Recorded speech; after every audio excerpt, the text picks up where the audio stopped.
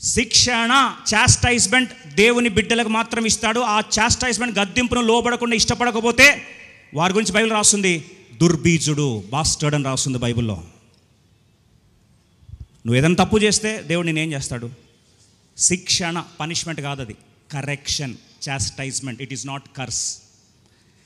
ఎందుకు నేను కరెక్ట్ చేస్తాడంటే నీ మేలు కోరి, నీ ఉన్నతమైన ఉద్దేశం కోరి, నిన్ను ఆశీర్వదించి నిన్ను కాపాడుకునే ప్రక్రియలో నిన్ను కరెక్ట్ చేస్తాడు.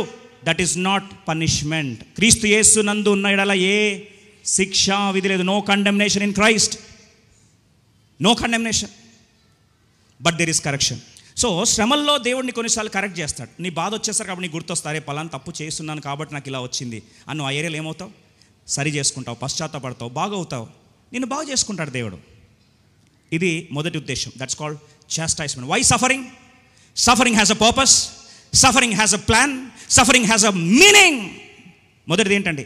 Correction, chastisement. రెండోది పర్పస్. జాగ్రత్త వినండి.